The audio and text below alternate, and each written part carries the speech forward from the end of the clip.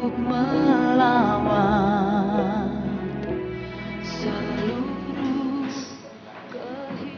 Bapak Ibu Saudara. Sungguh bersyukur bahwa pagi hari ini kita boleh berkumpul bersama mensyukuri satu anugerah Tuhan yang luar biasa melalui pelayanan yang sudah Tuhan percayakan buat hamba-hambanya. Saya yakin kita semua di sini sungguh bersyukur meskipun belum ada AC, tapi Tuhan sudah kirimkan AC dari surga. Amin. Dan juga tempatnya sungguh luar biasa karena pemandangan dari atas ini sungguh luar biasa. Kalau kita boleh lihat di sebelah kiri Bapak Ibu Saudara, kita boleh lihat pemandangan yang luar biasa yang juga merupakan karunia Tuhan yang sudah Tuhan berikan bagi tempat ini. Apalagi kalau korden di belakang saya ini sudah dibuka, wah pasti akan luar biasa lagi. Dan kita bersyukur pagi hari ini kita akan mengikuti beberapa acara yang kita bersama. Dan saya yakin Bapak Ibu Saudara yang sekarang mengikuti pelayanan dari pelayanan NYC akan lebih dekat lagi, lebih mengenal lagi, atau mungkin baru yang pertama kali juga mengetahui adanya NYC. Pagi hari ini hingga siang nanti kita akan mengenal lebih dekat lagi tentang apa itu NYC. Dan untuk itu sebelum kita akan lebih lagi dalam hadirat Tuhan, kita bersyukur bahwa pagi hari ini kita yakin dan percaya Tuhan hadir di tengah-tengah kita. Amin. Kita akan tundukkan kepala, kita akan berdoa menjalankan acara pada pagi hingga siang nanti.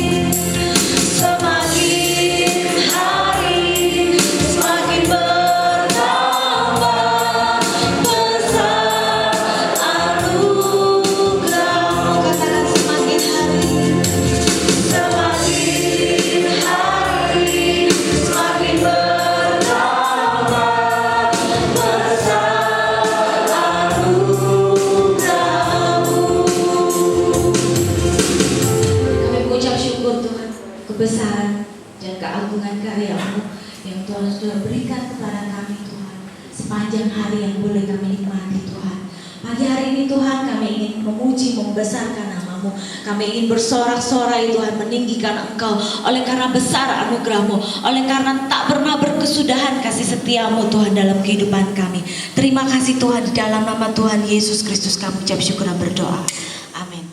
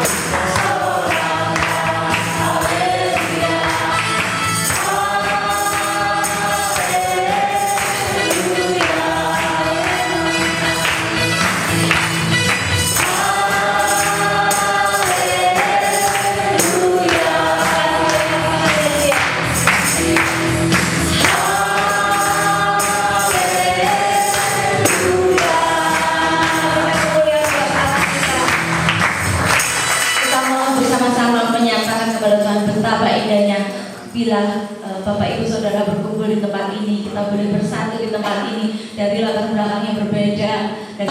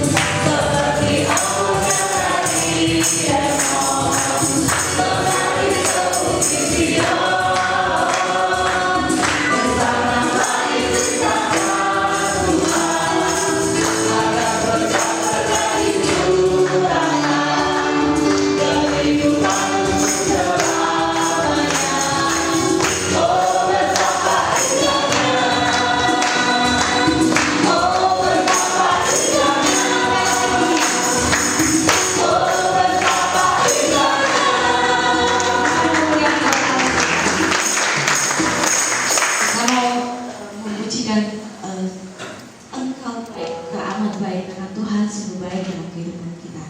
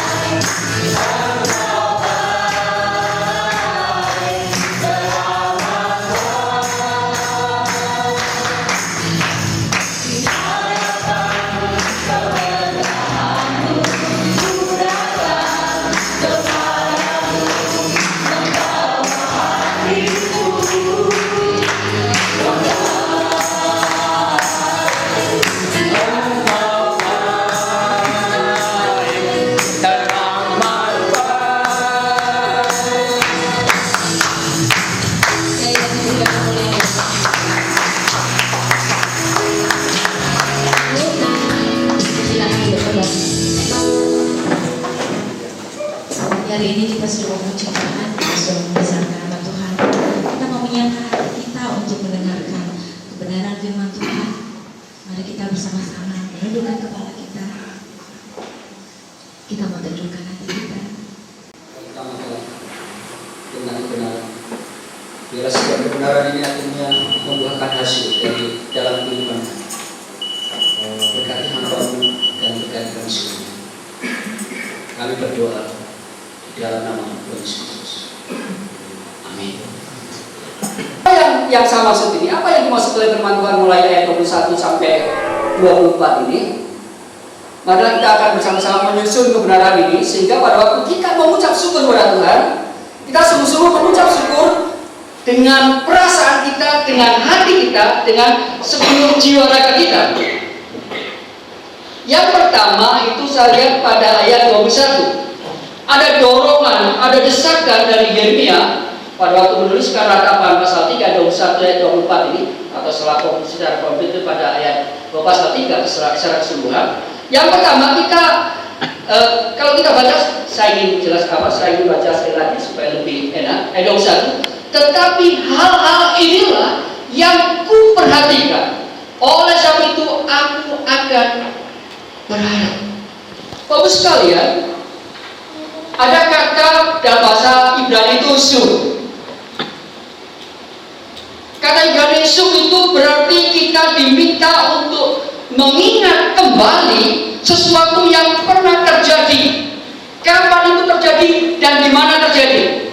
Ayat 21. Jadi ayat 21 itu mendorong kita, atau Yeremia mendorong pendengarnya supaya mari kita ingat kepada suatu peristiwa, kapan dan di mana tempatnya. Ayat 21. Supaya kalau kita ingat tempat, kalau kita ingat kapan waktunya itu, kapan peristiwanya itu, kita bisa mengucap syukur kepada Tuhan. Ayat 21. Sehingga pakai kata syuk dan kemudian lel, itu benar dengan hati, supaya kita mengingat sampai ke dalam hati, mengingat sesuatu peristiwa lalu yang terjadi dan kapan dan di mana Tuhan melakukan sesuatu di dalam kehidupan kita. Untuk lebih jelasnya ini saya akan berikan satu ilustrasi atau penandaian. Beberapa tahun yang lalu, tepatnya tahun 1998, ada sepasang kasih yang datang ke tempat kami tinggal, yaitu di Semarang. Yaitu mantan pemilik rumah di mana kami rumahnya juga dibeli untuk gedung gereja. Si wanita ini datang dan kemudian dia berkata kepada saya, Pak Yonatan, saya mohon dengan hormat, walaupun rumah dan tanah ini sudah dibeli, tolong pohon belimbing itu di sebelah kanan rumah itu tidak dipotong, tolong dipelihara. Itu yang pertama. Yang utarakan itu dan kemudian menceritakan pengalamannya berkenaan dengan belimbing itu, pohon belimbing itu. Dan kemudian yang kedua, dia adalah seorang Muslim. Dan pada hari itu dia menyatakan, saya ingin jadi orang Kristen, tolong saya dilayani. Dan kemudian setelah kami melayani berapa lama, dia langsung mengajukan, tolong saya juga dinikahkan. Dan pada waktu kami sedang berbicara, Penatan, apakah saya bisa konseling pranikah ini di bawah pohon belimbing itu? Aneh ya? Dan kemudian saya lakukan itu. Pada waktu itu di rumah, di belakang itu sedang bulldozer sedang berbunyi keras karena kami sedang bangun gedung gereja. Dan kemudian sepasang kekasih ini datang dan minta dilayani. Akhirnya ketemulah masalahnya, bahwa pertama kali kedua orang ini ketemunya di bawah pohon. Sederhana. Dan sampai hari ini pohon belimbing itu tidak pernah dipotong, dipelihara. Karena sewaktu-waktu orang ini datang, dan kalau misalnya dia telepon kepada saya, Pak, pohon belimbingnya masih ada. Ya masih. Terima kasih. Dan memang kemudian orang ini tadi, ini saksi adalah istri saya. Memang dia adalah saksi atau apa sebagainya. Kemudian kita mengingat Yakub, ya kita tahu Esau, saudaranya Esau ini. Jadi Ishak punya dua anak, yaitu Esau dan Yakub. Pada waktu Yakub itu pulang dari Haran, dia harus kembali ke Palestina. Apa yang dikatakan oleh Tuhan? Yakub, pulanglah ke sana dan jangan lupa mampir ke Betel. Apa yang dilakukan oleh Yakub? Dia berputar-putar, dia selalu berusaha menghindari Betel. Mengapa Tuhan mendorong Yakub ke Betel? Kenapa? Karena di Betel ada peristiwa khusus, di mana waktu itu Yakub berdoa dan berkata, bernasar, Tuhan, kalau misalnya aku bisa kembali dari rumah pamanku, kembali dengan selamat ke tempat ini, aku akan mendirikan Mezbah dan aku akan memberikan perpuluhan. Ada berkat di situ. Oleh sebab itu pada waktu Yakub kembali, pada waktu Yakub itu mulai berputar-putar dan tidak mau menghampiri kota Betel atau kota di mana dia pernah berjanji itu, Tuhan seperti mendesak, kembalilah ke Betel. Kalau misalnya saya mau berpikir secara agak positif sedikit, sebenarnya pada waktu Petrus ditinggal oleh gurunya karena sudah meninggal, mati nih. Tapi ada berita kebangkitan, tapi kemudian oleh Petrus ditanggapi mungkin agak minor. Dia mengajak murid-murid yang lain untuk ke Danau Galilea. Untuk apa? Kalau kita membuat kesimpulan, mungkin itu maksudnya itu supaya menjala ikan lagi. Tapi Bapak sekalian, kalau saya lihat secara positif, sebenarnya Petrus itu ingin mengenang sesuatu yang pernah terjadi, di mana pertama kali dia disapa oleh Tuhan dan kemudian dia pernah menyembah di tempat itu. Dia mengakui sebagai orang berdosa. Dia minta supaya Tuhan itu menjauh darinya. Dan kemudian akhirnya Tuhan mengatakan, "Aku menjadikan kamu menjadi penjala manusia." Kita ingat juga ketika Elia pernah ke Gunung Horeb. Tetapi sebelum dia diangkat oleh Tuhan, dia harus pergi ke Gilgal, dia ke Betel, ke Yeriko, ke seberang sungai Yordan. Tujuannya apa? Mengingat sesuatu, kapan peristiwa itu terjadi, di mana Tuhan itu telah menolong mereka. Dan untuk MYC, mungkin tempat ini enak sekali. Tadi sebutkan ada pemandangan di sebelah kanan saya atau sebelah kiri Bapak sekalian, sangat indah sekali. Karena di situ ada lembah Dieng yang terkenal itu. MYC, puji Tuhan, tetapi jangan lupa jalan Probolinggo. Ada waktu Tuhan itu berbicara, ada kapan, ada saat, tempat tertentu Tuhan itu berbicara melakukan sesuatu kepada MYC. Jangan lupa. Pada waktu itu saya masih ingat mengajak anak saya, mengantarkan anak saya itu sampai malam hari. Saya jemput di depan, bawa kuncian itu Pak. Kami nunggu itu. Di mana anak saya itu kemudian berkembang secara kepribadian, karakternya, kepribadiannya berkembang.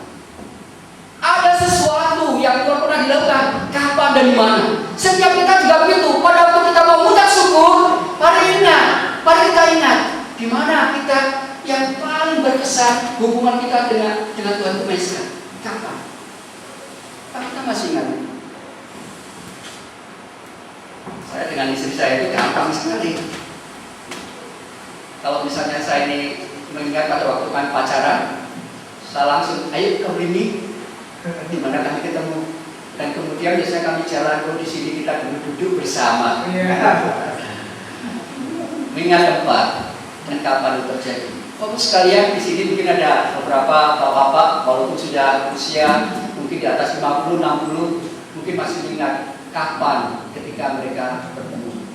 Jadi Bapak sekalian, dengan kebenaran pertama ayat 21 ini, dengan mengingat tempat dan kapan Allah itu bekerja, kita bisa mengucap syukur. Sedangkan yang kedua kita temukan pada ayat 22 dan 23. Kita mau diingatkan, disegarkan ingatan kita, apa yang Tuhan pernah lakukan dalam kehidupan kita. Kalau tadi berkenaan dengan kapan dan waktu atau tempat, waktu dan tempat. Sedangkan yang kedua, ayat 22 dan 23 itu berkenaan dengan apa yang Tuhan pernah lakukan dalam kehidupan kita.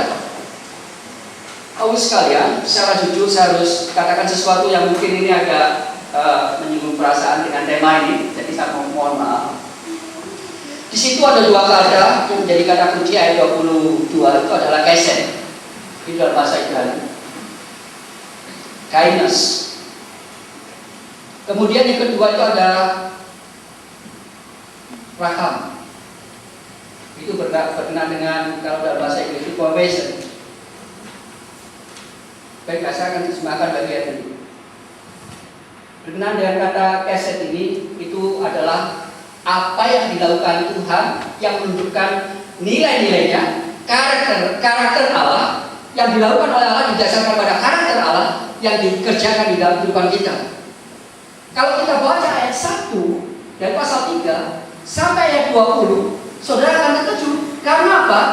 Pada waktu kita berbicara tentang keset, yaitu kindness, kasih setia Tuhan, itu berkenaan dengan apa yang Tuhan lakukan dalam kehidupan kita, baik yang kita nilai itu baik, yang menguntungkan kita, tetapi sekaligus apa yang kita rasakan tidak baik. Kasih setia Tuhan, kan Bapak, waktu kita berbicara tentang kasih setia Tuhan, keset ini berkenaan dengan apa yang dilakukan oleh Tuhan. Itu bukan hanya sesuatu yang mengenakan hati kita, yang mengenakan tubuh kita, tetapi sekaligus sesuatu yang tidak mengenakan kita. Ayat ini berpadanan dengan Roma pasal 8 ayat 28. Segala sesuatu mendatangkan kebaikan. Jadi itu artinya dengan kata keset itu berkenaan dengan pengalaman kita di mana Tuhan melakukan sesuatu dalam kehidupan kita, baik itu yang tidak enak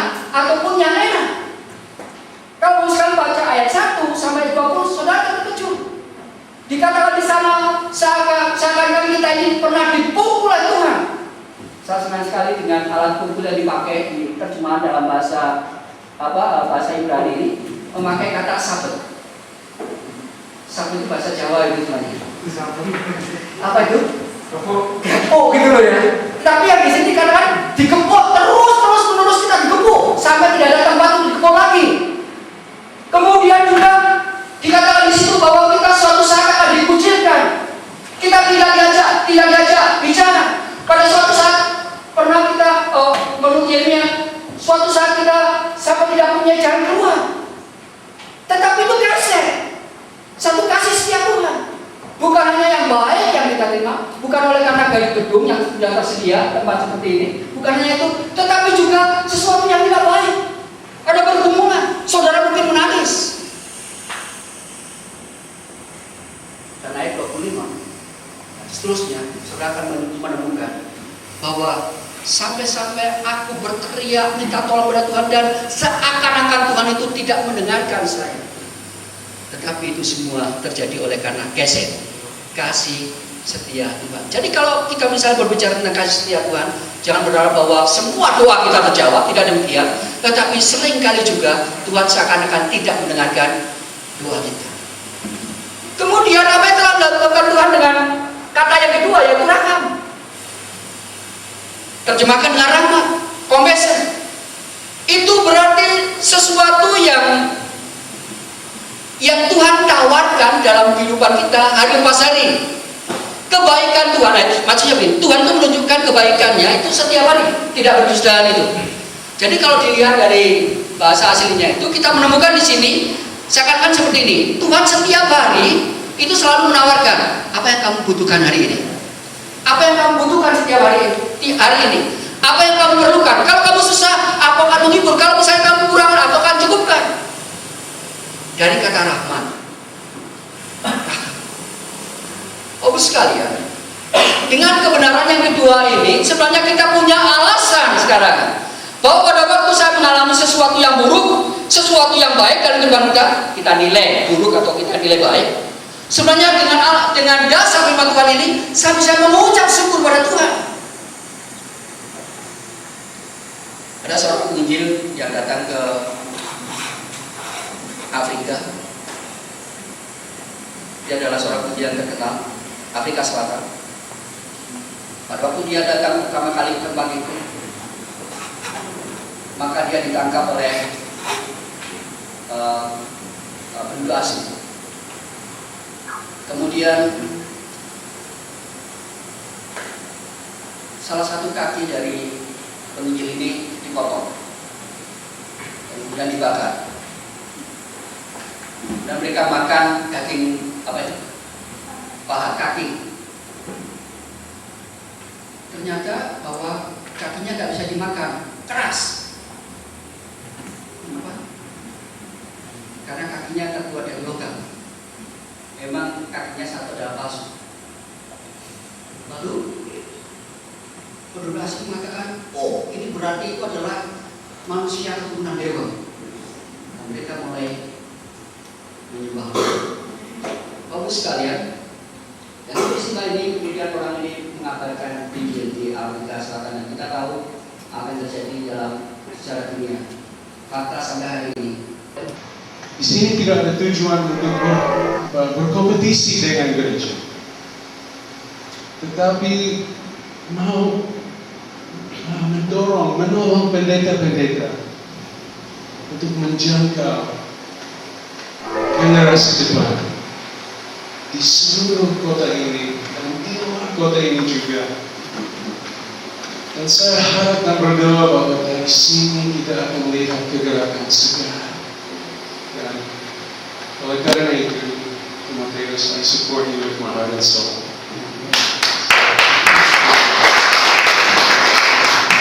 Congratulations on seeing this amazing day, seeing your dreams being fulfilled. I stand with you as your friend, as your brother in Christ. Amen.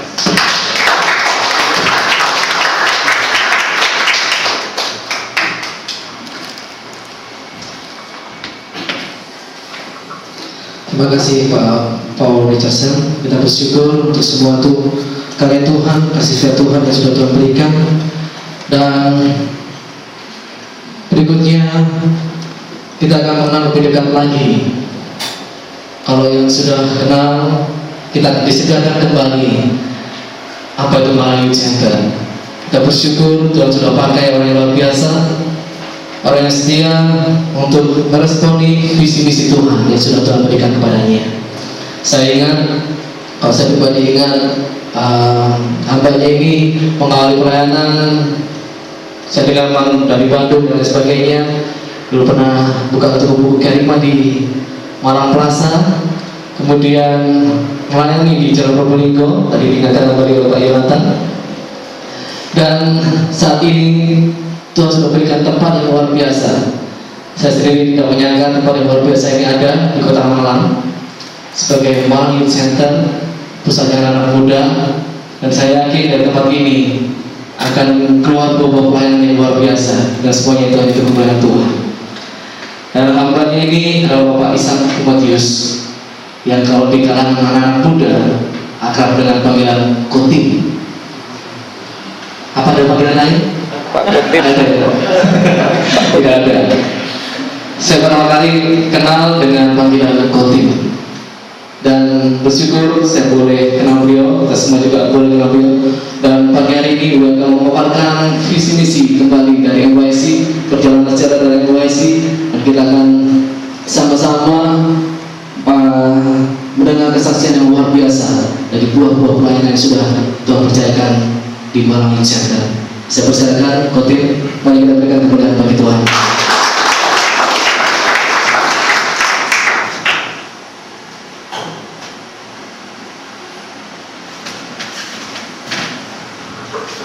Shalom. Sungguh pada pagi hari ini saya sangat berbahagia, memiliki kejutan sukacita yang sangat menakjubkan, baik di dalam pelayanan saya pribadi maupun untuk pelayanan Malang Youth Center. Dan kalau saya memperhatikan saudara-saudara yang hadir di sini, ada banyak sejarah, ada banyak kisah-kisah yang saya bisa ceritakan satu persatu. Bagaimana Bapak Ibu Saudara ikut terlibat atas berdirinya Malang Youth Center, atas berjalannya Malang Youth Center. Saya melihat sini Pak Sebastian. Ketika tahun 2001, waktu itu saya dengan Pak Resa mengundang beliau, dan kami bertiga berdoa di Simpang Taman Agung. Lalu mulai berdoa tahun 2001, apa yang Tuhan mau kerjakan di dalam pelayanan buat remaja. Setiap orang buat saya mempunyai nilai yang sangat berharga, yang sangat bernilai. Peran Bapak Ibu Saudara sekalian akan saya ingat senantiasa dalam perjalanan Malang Youth Center. Pada saat ini, izinkan saya untuk boleh menyampaikan sedikit sejarah dari Malang Youth Center. Ini toko yang waktu itu tahun 99 saya dirikan di toko buku Kerima di Gajah Mada Plaza. Toko buku Kerima ini berdiri dari tahun 99 sampai 2005.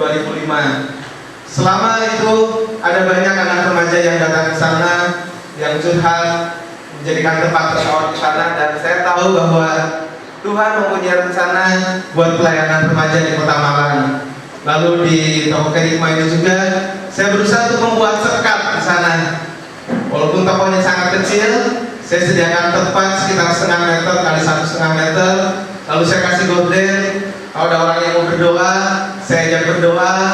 Kalau ketika membeli buku mereka menghadapi permasalahan, saya katakan mau kita berdoa, dan saya ajak ke sudut toko, saya berdoa.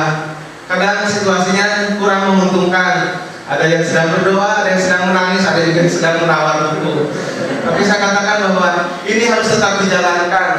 Walaupun dengan segala keterbatasan, kami mau melayani Tuhan. Saya anggap bahwa seberapapun yang Tuhan percayakan, kami akan kerjakan dengan sungguh-sungguh. Ini toko buku Kerima yang sekarang menjadi kenangan yang Pak Yonatan tadi katakan, ini tidak akan pernah kami lupakan. Lalu tanggal 29 April 2001 kami rapat pertama dengan Ketua Pemuda Kristen di Malang. Waktu itu ada hadir sekitar 30 orang mengambil tempat di rumah Pak Resa. Waktu itu saya memaparkan rencana tentang mimpi dari kebutuhan akan sebuah tempat buat menolong remaja. Kemudian Januari 2002 saya dengan beberapa teman mulai komitmen. Di rumah saya katakan, kalau memang kita sungguh-sungguh ingin menolong remaja, syaratnya adalah bahwa kita harus mulai dengan doa. Kalau memang teman-teman siap untuk berdoa, mari kita akan sama-sama berdoa. Apapun yang Tuhan mau sediakan, pokoknya kita berdoa. Dan saya bersyukur ada teman-teman yang sungguh sangat setia yang bersama-sama berdoa. Setiap 2 minggu sekali kami berdoa. Di sini ada hadir saudara Ewin, bisa berdiri. Puji Tuhan. Kemudian saudara Andi. Nah, ini yang paling lurus tempat ini. Kami berdoa 2 minggu sekali tanpa kami melihat sesuatu yang real. Tapi mimpi itu, visi itu terus membakar hati kami. Satu lagi teman kami sekarang lagi menyelesaikan studi di Institut Alkitab Tiranus. Kami terdorong oleh visi ini, walaupun sesuatu yang tidak jelas, yang tidak kelihatan, tapi kami mau terus berjalan. Mulai tahun 2002 kami 2 minggu sekali berdoa. Kemudian 20 Maret 2002 kami meresmikan lembaga ini secara hukum ke sebuah notaris. Kemudian Januari 2004 kami berkesempatan untuk mendapatkan tempat di Jalan Probolinggo nomor 4. Waktu itu ada sejumlah dana dan pas untuk mengontrak Jalan Probolinggo nomor 4. Saya bisa mengingat bagaimana selama 1 bulan kami tidak punya meja. Kami lesehan di lantai untuk menulis semua administrasi. Masih banyak bocor di mana-mana, tapi kami tahu bahwa kami melayani bukan karena fasilitas, tapi karena Tuhan yang mendorong kami untuk boleh menolong setiap remaja. Ini tempat malam center di Probolinggo pertama kali. Maaf ini agak gelap dari scanner foto.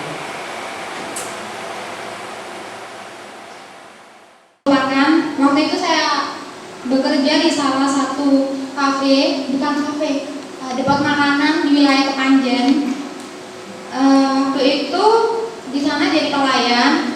Ada kejadian kalau kita kan pelayan baru di situ kan, pasti nggak apa ya namanya, orangnya itu majikannya kan nggak terlalu baik sama karyawannya. Namanya permulaan pasti nggak baik.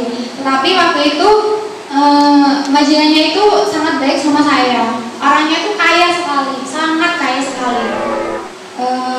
Kejadian itu sekitar apa ya, 1 tahun kemarin. Orangnya begitu baik, dan waktu itu saya dikasih tahu teman saya yang ada kerja di situ. Katanya mereka bilang gini, kamu harus hati-hati sama orang itu. Karena apa? Karena dia itu katanya cari pesugihan, dia bilang gitu. Masa sih Mbak? Iya, kamu tuh harus hati-hati. Karena saya takut, saya keluar dari situ kan. Saya keluar dari situ saya sakit. Sakit itu kakak saya kan ada yang satu agama Nasrani. Waktu itu kita doa malam, dia bilang gini bahwa segala kuasa roh dan segala kuasa kegelapan singkir dari tubuhmu, katanya bilang gitu. Tiba-tiba saya nggak tahu ada sebab apa gitu, langsung apa kayak semacam pingsan, nggak sadarkan diri, nggak punya tenaga.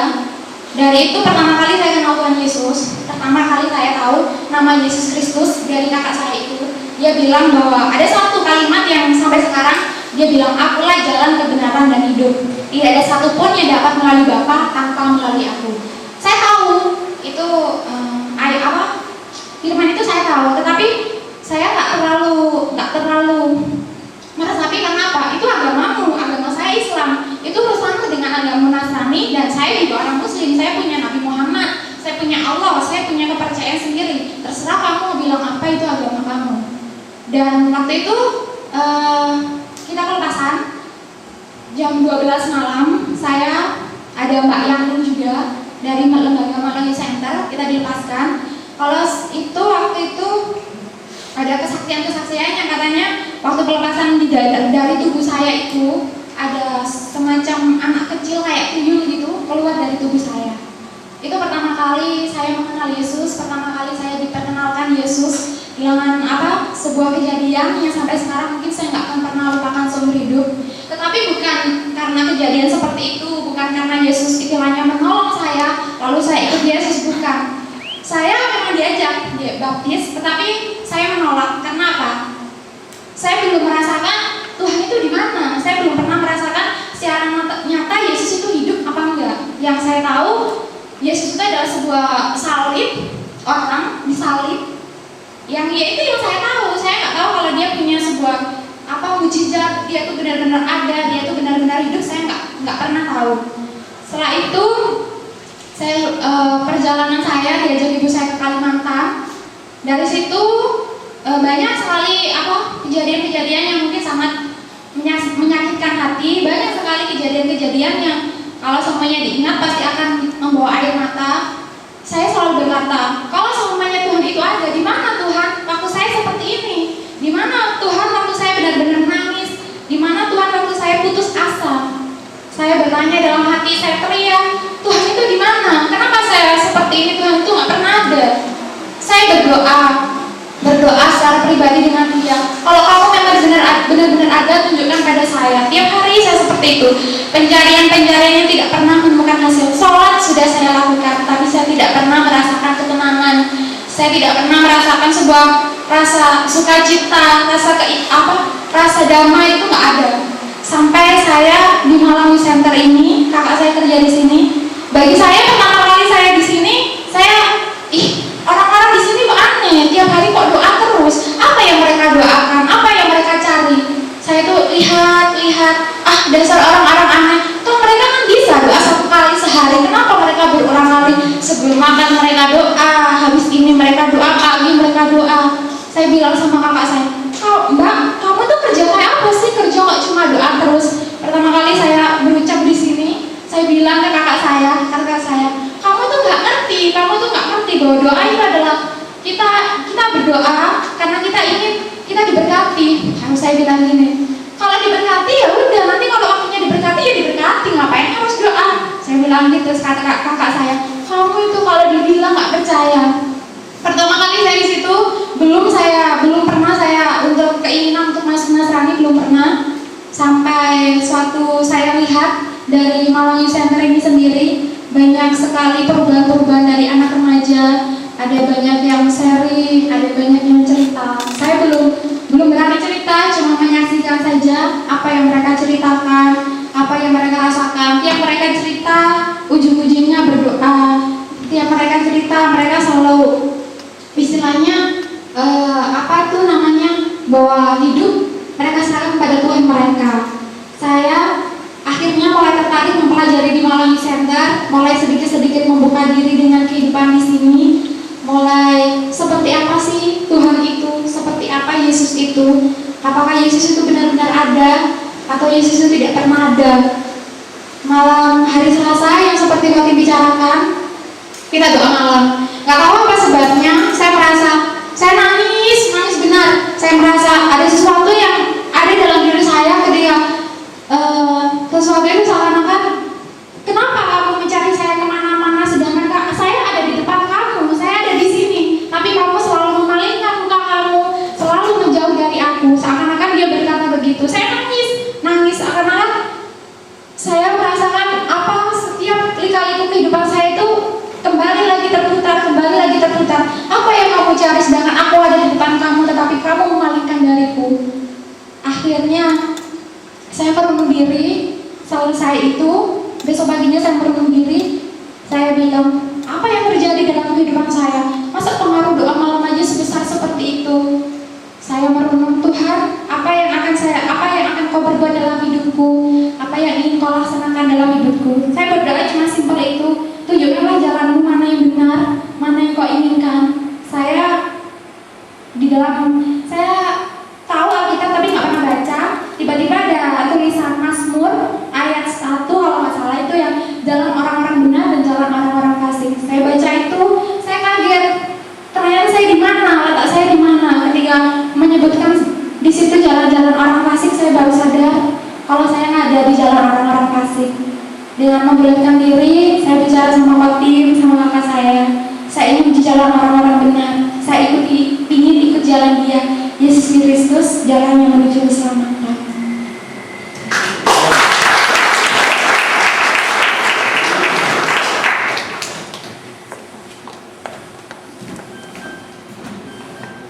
Bapak Ibu Saudara, ada begitu banyak anak-anak lainnya di luar kita.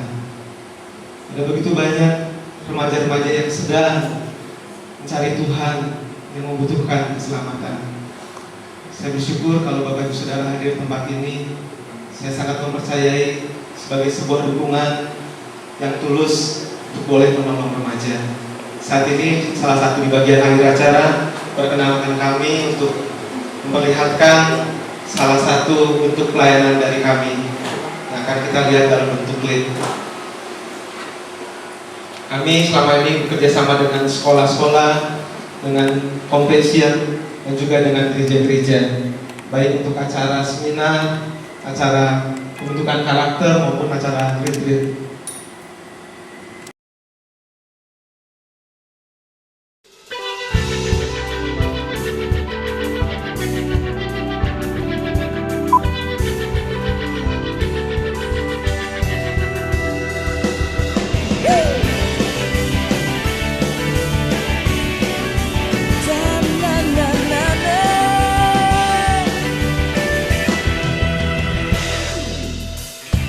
Hidupku di tanganmu,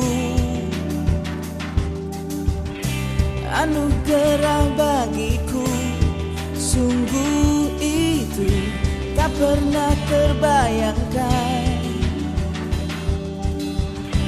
Kau memakai hidupku dengan kekuatan.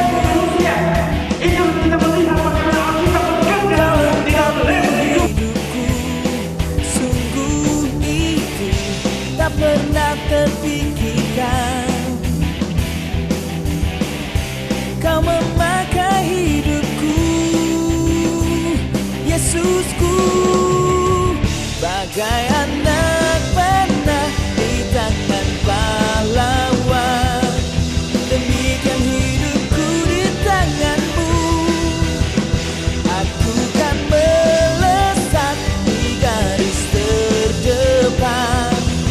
Dengan kuasamu hancurkan musuhku.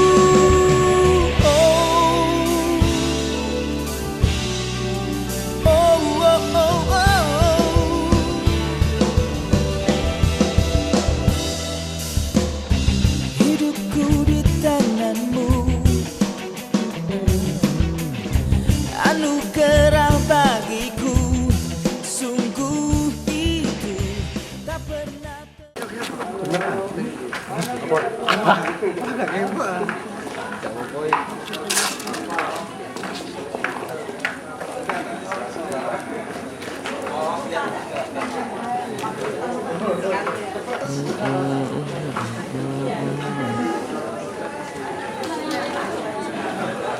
Ya, tahu.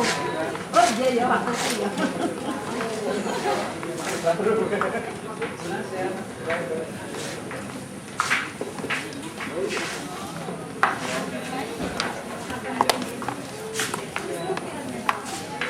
Mari Bapak Ibu, kita maju ke sebelah sini, dekat.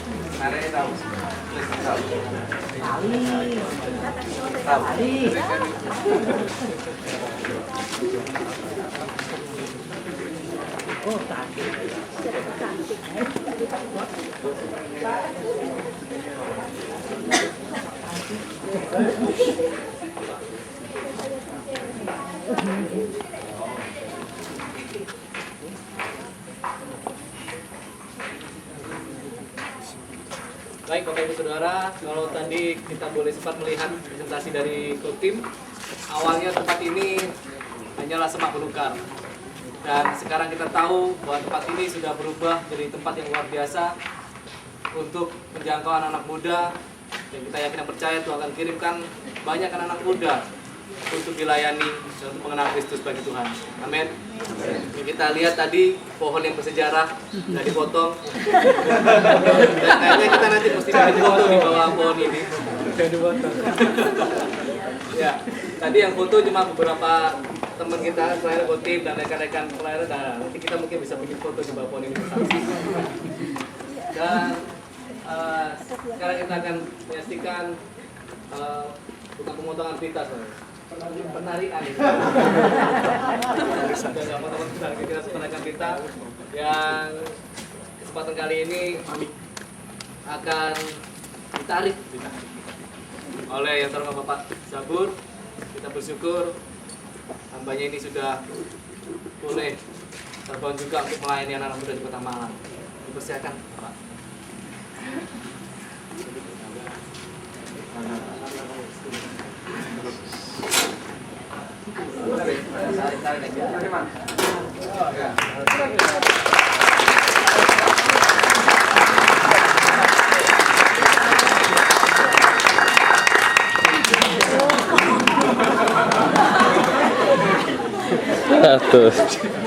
Kadon sirine nih. Ya, baik, bersyukur untuk Malang Youth Center yang Sirine terus no. yang sudah hadir di Kota Malang sekian tahun, dan saat ini kita berdoa mengurapi tempat ini. Doa ini akan dilayani oleh hambanya Bapak Sebastian. Silakan. Saya mengundang semua teman-teman karena kita menginjak wilayah ini, para hamba Tuhan dan para pemuka-pemuka kota ini yang sangat penting, karena tua kota ini, di pintu gerbang kota ini ada satu wilayah yang Tuhan pakai, yang Tuhan tetapkan untuk menjadi jala bagi jiwa-jiwa, yaitu remaja dan pemuda. Mari kita semua berseru dengan satu pujian, kerajaan-Mu datang, kehendak-Mu jadi. Amin. Kerajaanmu datanglah, kehendak-Mu jadilah, di bumi seperti di surga.